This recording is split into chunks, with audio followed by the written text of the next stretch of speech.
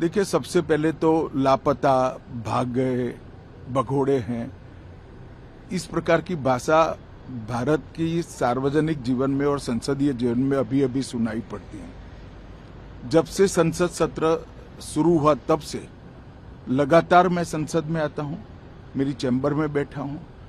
चूंकि संसद भवन के अंदर विपक्ष संसद को चलने ही नहीं दे रहा है, दोनों गृहों में, तो कोई जाकर क्या करेगा।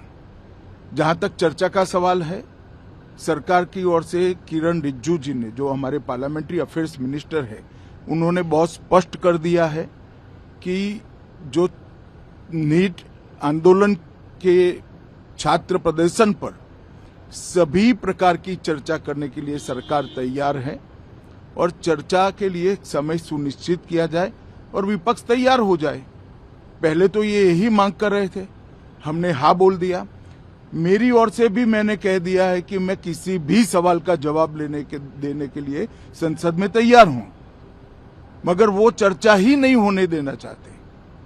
अब जनता तय करे कौन भाग रहा है। आज भी मैं कहता हूं, आज 3 बजे तक स्पीकर साहब को वो पत्र दे दे।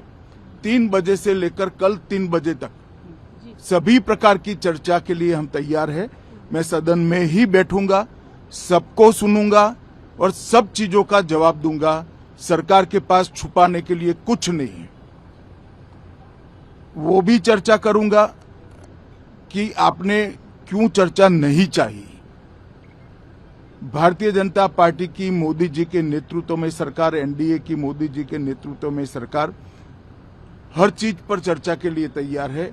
संसद वो चलने दे बस। आज मैं चैनलों के माध्यम से इन विपक्ष को कहना चाहता हूं कि आप एक पत्र 2 बजे तक लिख कर दे दीजिए स्पीकर साहब को। 3 बजे से चर्चा चालू कर देंगे और कल 3 बजे मैं जवाब दे दूंगा सारी चीजों का। संसद में चर्चा करने के नियम बने हैं, तरीके बने हैं। अब मुझे कोई कहता है कि आप एक स्टेटमेंट दे दो, इतने गंभीर मसले पर इस तरह से चर्चा नहीं हो सकती है। शायद आपके पद्धति में होगा, मगर संसदीय पद्धति ये नहीं है। संसद में एट लेंथ चर्चा होती है। आज 3 बजे से देर रात तक, जब तक वो बैठे, और कल दोपहर 3 बजे तक हम तो क्वेश्चन आवर भी सस्पेंड करने के लिए तैयार है, अगर स्पीकर साहब अनुमति देते हैं तो।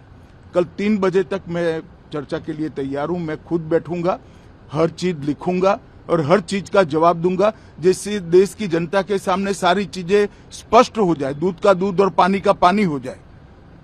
अब विपक्ष ने तय करना है कि उनको चर्चा करनी है या हंगामा करना है।